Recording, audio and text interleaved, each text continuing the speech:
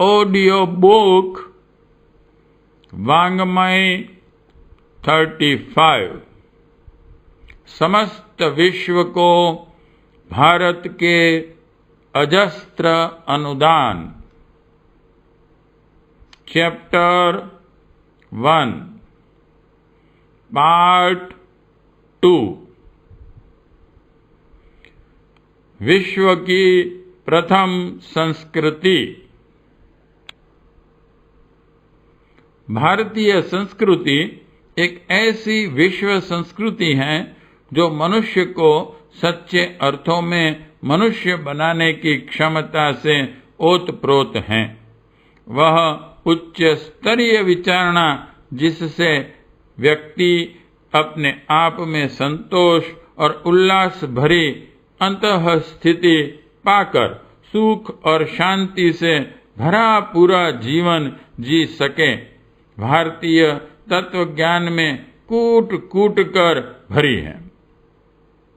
वह आदर्शवादी क्रिया पद्धति जो सामूहिक जीवन में आत्मीयता, उदारता, सेवा, स्नेह भावना, सहिष्णुता और सहकारिता का वातावरण उत्पन्न करती है, भारतीय संस्कृति के शिक्षण की मूल धारा है।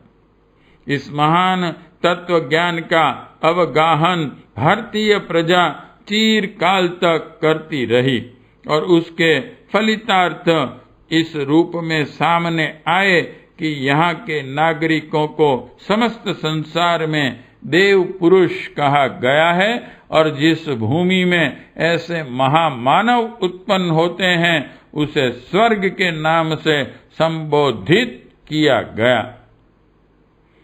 यहाँ के 33 कोटि नागरिकों को विश्व में 33 कोटि देवताओं के नाम से पुकारा जाता था और जब भी भारत भूमि का स्मरण किया जाता था उसे स्वर्गादपि गरीयसी ही कहा जाता था।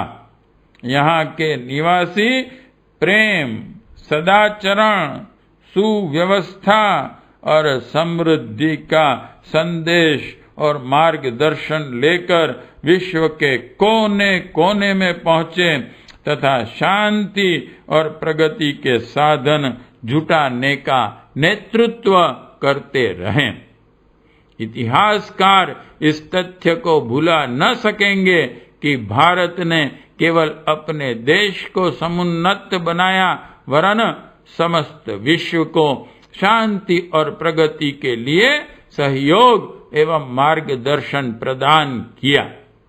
इस देश के नागरिकों की यह भूमिका इसलिए संभव हो सकी कि उन्होंने महान भारतीय संस्कृति को हृदयगम किया था, इसका महत्व समझा था और स्वीकार किया था कि यही दार्शनिक पथ प्रदर्शन मानव जीवन के लिए श्रेष्ठतम है। इस आस्था को क्रियान्वित करने की सुदृढ़ निष्ठा ही हमारी ऐतिहासिक महिमा तथा गरिमा का एकमात्र कारण है। भारतीय संस्कृति किसी वर्ग, संप्रदाय या देश, जाति, संकीर्ण परिधियों में बंधी हुई सांप्रदायिक मान्यता नहीं है, न किसी व्यक्ति विशेष या शास्त्र विशेष को आधार मानकर उसकी रचना की गई है। सार्वभौम्य मानवीय आदर्शों के अनुरूप उसका सृजन हुआ है और देश काल पात्र के अवरोध से उसमें हेरफेर करना पड़े ऐसी त्रुटि नहीं रखी गई है। उसे निःसंकोच सार्वभौम, सर्वकालीन और शाश्वत कहा जा सकता है।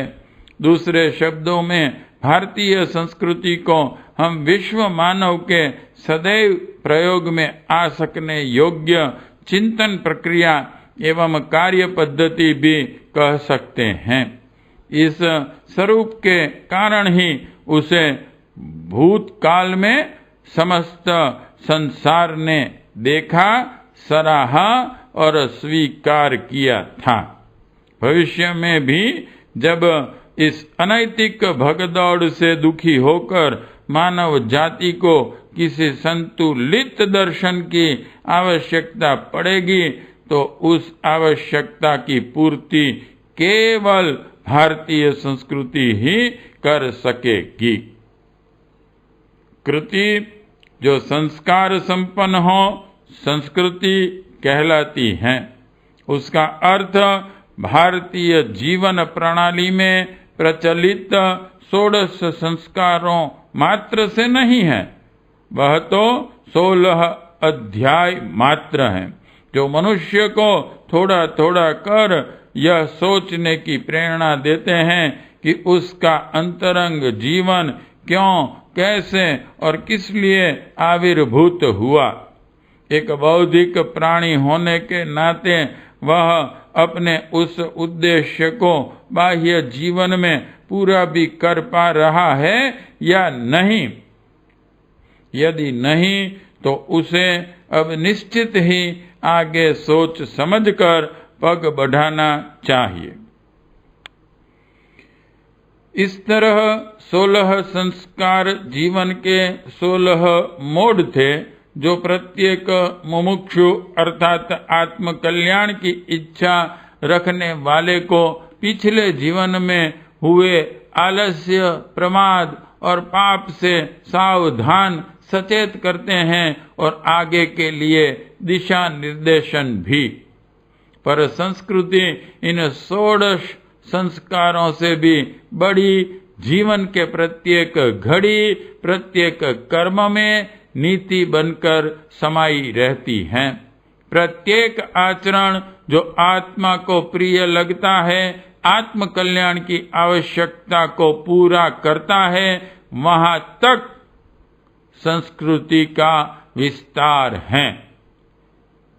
सभ्यता और संस्कृति दोनों शब्द साथ साथ चलते हैं, पर दोनों के अर्थ में भारी विभिन्नता है।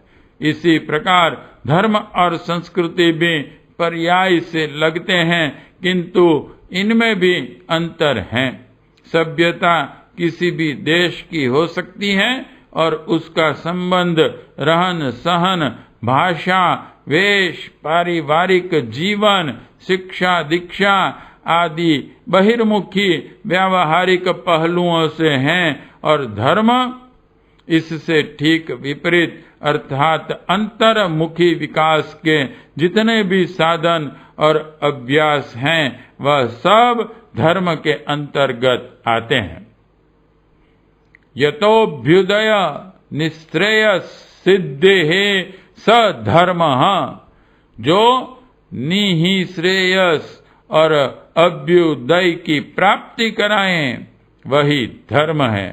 धर्म के 10 अंग श्रुति, क्षमा, दम, अस्तेय, शौच, इंद्रिय निग्रह, बुद्धि, विद्या, सत्य और अक्रोध में से कई ऐसे लगते हैं जो बहिर्मुखी जीवन से संबंधित जान पड़ते हैं, किंतु यह सब साधनाएं हैं जो मनुष्य को आत्म साक्षात्कार के लिए तैयार करती हैं, भले ही उससे बहिर्मुखी जीवन में कुछ कठिनाइयां ही क्यों न आती हों। सभ्यता और धर्म के समन्वय का नाम संस्कृति है। जिस तरह ईडा और पिंगला के योग से सुषुम्ना का गंगा और जमुना के योग से त्रिवेणी का आविर्भाव होता है, उसी प्रकार संस्कृति धार्मिक परिप्रेक्ष्य में तो अंतर्मुखी जीवन के विकास की प्रेरणा देती है और सभ्यता के रूप में बाह्य जीवन को भी शुद्ध और ऐसा बनाती हैं जिसमें एक मनुष्य किसी भी दूसरे प्राणी के हित का अतिक्रमण न करता हुआ धार्मिक लक्ष्य की ओर बढ़ता रहे। संस्कृति का अर्थ है वह कृति कार्य पद्धति जो संस्कार संपन्न हो। ऊबड़ खाबड़ पेड़ पौधों को जिस प्रकार काट छाट कर उन्हें सुरम्य और सुशोभित बनाया जाता है, वही कार्य व्यक्ति की उच्छृंखल मनोवृत्तियों पर नियंत्रण स्थापित करके संस्कृति द्वारा संपन्न किया जाता है। किसान जैसे भूमि को खाद, पानी, जुताई आदि के उर्वर बनाता है और बीज बोने से लेकर फसल तैयार होने तक उन पौधों को सींचने, संभालने, निराने, रखाने की अनेक प्रक्रियाएं संपन्न करता है, वही कार्य संस्कृति द्वारा मानवीय मनोभूमि को उर्वर एवं फलित बनाने के लिए किया जाता है। अंग्रेजी में संस्कृति के लिए कल्चर शब्द आता है, उसका शब्दार्थ भी उसी ध्वनि को प्रकट करता है। अस्त व्यस्तता के निराकरण और व्यवस्था के निर्माण के लिए जो प्रयत्न किए जाएं, उन्हें कल्चर कहा जा सकता है। संस्कृति का भी यही प्रयोजन है। संस्कृति के साथ भारतीय शब्द जोड़कर उसे भारतीय संस्कृति कहा जाता है। इसका अर्थ उन पदार्थों या मान्यताओं को उन्हीं की संपत्ति मान लेना नहीं है जिनका कि नाम जोड़ दिया गया है। हिंदुस्तान में वर्जीनिया तंबाकू पैदा नहीं होती हैं, क्योंकि उसका आरंभिक उत्पादन वर्जीनिया में हुआ था, इसलिए नामकरण उसी आधार पर हो गया। यह प्रतिबंध लगाने की कोई बात सोच भी नहीं सकता कि उस तंबाकू का उपयोग या उत्पादन मात्र वर्जीनिया के लिए ही सीमित रखा जाए। भारतीय संस्कृति का उद्भव, विकास, प्रयोग, पोषण एवं विस्तार भारत से हुआ, इसलिए उसे उस नाम से पुकारा जाता है, तो यह उचित ही है, पर उसका अर्थ यह नहीं माना जाना चाहिए कि उसका प्रयोग इसी देश के निवासियों तक सीमित था अथवा रहना चाहिए। यजुर्वेद 7/14 में एक पद आता है, सा प्रथमा संस्कृति विश्ववारा, अर्थात यह प्रथम संस्कृति है जो विश्वव्यापी है। सृष्टि के आरंभ में संभव है ऐसी छूट-फूट संस्कृतियों का भी उदय हुआ हो जो वर्ग विशेष या क्षेत्र विशेष के लिए ही उपयोगी रही हो। उन सब को पीछे छोड़कर यह भारतीय संस्कृति ही प्रथम बार इस रूप में प्रस्तुत हुई कि उसे विश्व संस्कृति कहा जा सके। हुआ भी यही, जब उसका स्वरूप सर्वसाधारण को विदित हुआ तो उसकी सर्वश्रेष्ठता को सर्वत्र स्वीकार ही किया जाता रहा और सर्वोच्चता भी। फलस्वरूप वह विश्वव्यापी होती चली गई। इसी स्थिति का उपरोक्त मंत्र भाग में संकेत है। इतिहास न भी माने तो भी तथ्य के रूप में स्वीकार करना ही होगा कि विश्व संस्कृति माने जाने योग्य समस्त विशेषताएं इस भारतीय संस्कृति में समग्र रूप से विद्यमान हैं। विश्ववारा शब्द का अर्थ होता है विश्वकरणोनीति। विश्ववारा अर्थात जो समस्त संसार द्वारा वर्ण की जा सके, स्वीकार की जा सके, वह विश्ववारा। दूसरे शब्दों में इसे सार्वभौम भी कह सकते हैं। संस्कृति के लिए दूसरा शब्द ब्राह्मण ग्रंथों में सोम आता है। सोम क्या है? अमृतम वै सोमः, शतपथ में है ये, अर्थात अमृत ही सोम है। अमृत क्या है? ज्ञान और तप से उत्पन्न हुआ आनंद। इस प्रकार भारतीय संस्कृति का तात्पर्य उस श्रद्धा से है जो ज्ञान और तप की, विवेक युक्त सत प्रयत्नों की और हमारी भावना और क्रियाशीलता को अग्रसर करती है। इस संस्कृति को जब जहां जितनी मात्रा में अपनाया गया है, वहां उतना ही भौतिक समृद्धि और आत्मिक विभूति का अनुभव, आस्वादन किया गया है।